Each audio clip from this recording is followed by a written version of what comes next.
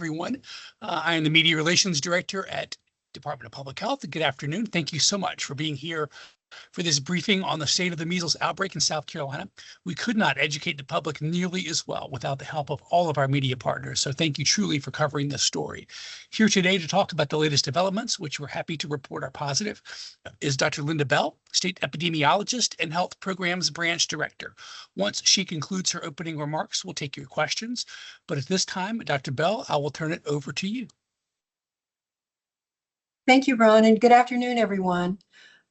For the South Carolina Department of Health's update today, we are announcing that as of yesterday, no new measles cases have been identified in the state since last Friday, which is a positive sign. To date, the current number of confirmed measles cases related to the Spartanburg County outbreak is 34, and the total number of reported cases to DPH since July is 37. With that positive sign, it is too early to say, however, that the outbreak is waning. We currently have 34 people who are still in quarantine, with the latest end date for those in quarantine being November the 24th. So it is possible that additional cases may occur among those who are in quarantine. And we also remain concerned that other cases could occur in the community. And we actually would not declare that the outbreak has ended until 2 incubation periods, which is 42 days, have transpired since the last case is identified in our community. One thing that is fortunate is that so far in this outbreak, early quarantining of those identified as potentially exposed has been a successful public health outcome in terms of limiting additional spread that could have occurred in our community. I do want to say a little more today about what we are learning from genetic typing of measles specimens from South Carolina that tells us how chains of transmission here may be related to cases in other parts of the country. So 6 specimens from South Carolina measles cases have been typed by a reference laboratory, and they are genotype D8, which is the major strain currently circulating in the United States. A more specific analysis of these specimens to look at how they're related to other specimens across the country is not yet available. We have submitted additional specimens last week for genotyping, and we expect that those results will be back in about mid-November. So because of this potential relatedness, we're reminding people that travel for the upcoming holidays increases the risk of exposures greatly for those who are traveling. And this is whether it is internationally, whether it's in the United States or even in South Carolina, as well as for those who are accepting visitors who may have traveled. So due to that risk, we're encouraging people to consider getting vaccinated now to prevent measles from disrupting holiday plans. We continue to be concerned that ongoing community transmission of measles may occur because of declining vaccination coverage, which puts all populations at risk due to the high contagiousness of measles. And this is why we're continuing to deploy DPH's mobile health units in Spartanburg County to provide MMR vaccines to those who have not been vaccinated, as well as those who are looking for access to vaccines at no cost. These locations where the services are being made available will continue to be posted online on the DPH measles outbreak page, as well as on our social media platforms. And we will post the locations for the following week as part of our regular Friday updates. And since October the 16th, when we first launched our mobile health units, DPH staff have administered 30 doses of the MMR vaccine to the public. That includes 24 adults and 9 children. We continue to encourage those who are unvaccinated to take advantage of this opportunity to prevent contracting measles and its possible complications at no cost. And I just want to remind people that more information is available on DPH's 2025 measles outbreak page. It's the best place for the latest confirmed information about this ongoing outbreak, and we're updating that page every Tuesday and Friday at noon. And with that reminder, I'll turn it back to you, Ron, to help take any questions. Thank you. Thank you for that, Dr. Bell. We will now take your questions. Again, y'all mostly know the format. If you have a question, please raise your virtual hand, as I see Tom has already done, and I'll call on you in the order in which it was raised. Please save any follow-up questions you may have until others have had the opportunity to ask their first question, and I will happily come back to you. But leading us off today, Tom Corwin, Post and Courier. Go ahead, sir.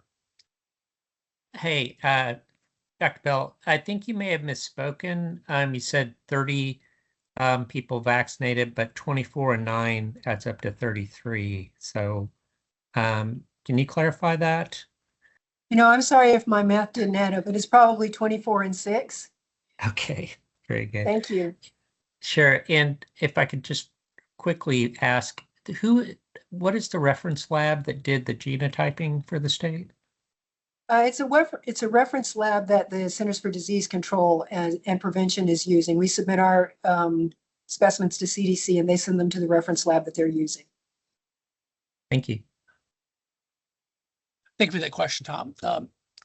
Who else has a question today for Dr. Bell?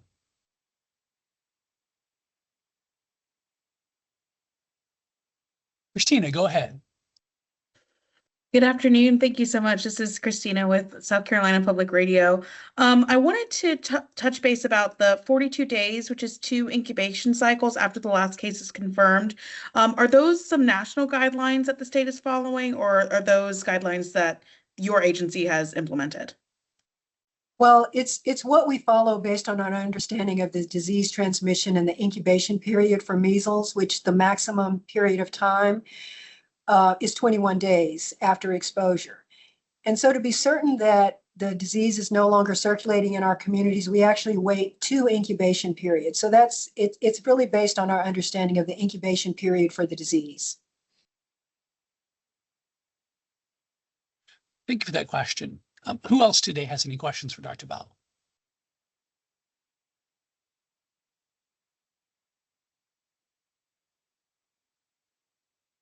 Tom, go ahead, sir, with a follow-up. Thanks. So I think you've mentioned this, but the current quarantine would run through November 24th. That's the weekend of Thanksgiving, and then, or the week of Thanksgiving, and then obviously the 42 days would carry us well past that. That is obviously holiday travel time. People will be traveling during that period. So is there anything that you're considering doing in terms of getting the message out more broadly about the need to be vaccinated, additional public, campaigns or public education efforts? Well, I think the information that we're sharing is also being shared by other public health authorities in other areas. And actually the criteria that we're following for declaring an outbreak is what is generally followed by public health authorities as well.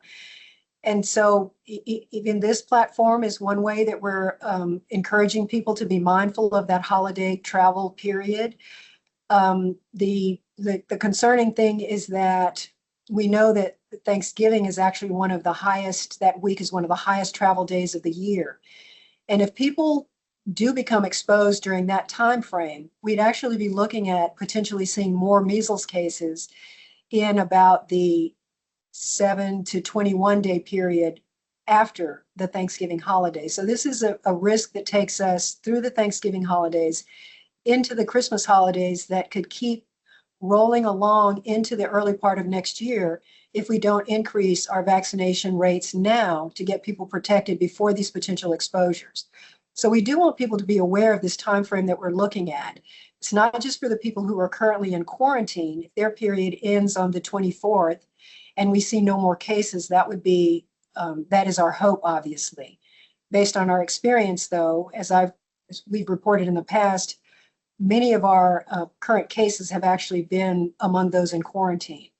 So the point is that the exposure period and when we begin to see cases could be weeks after when the exposure occurs during traveling or whatnot. And when people are in settings of airports, airplanes, and things like that, potential unrecognized exposures, it's really why we recommend that the best protection is getting vaccinated early to prevent this ongoing outbreak, not only in South Carolina, but nationwide. And Thank you. thank you for that question, Tom. One thing I would add to that also is that typically from a media relations standpoint, we have messaging, and we do have messaging we're working on now that will go out next week. That is typically in about the first or second week of November, because you want to make sure that if somebody gets their flu vaccines for the fall, in anticipation of travel for the holidays, that they do so with enough time for that to become viable in their system prior to that. So we do have outreach efforts that are already on the schedule for next week that fall in line with those kind of efforts that you mentioned. Does anybody else have a question for Dr. Bell? I know we had some late arrivals.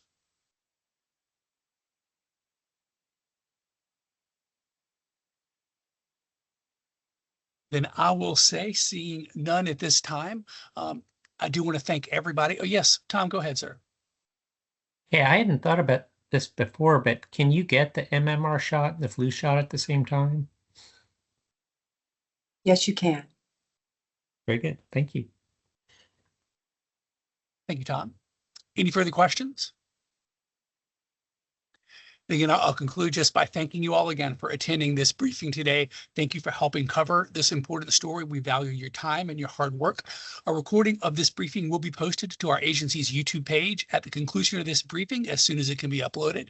If you have any further questions, please send an email to media@dph.sc.gov. As always, we will do so and address it as quickly as possible.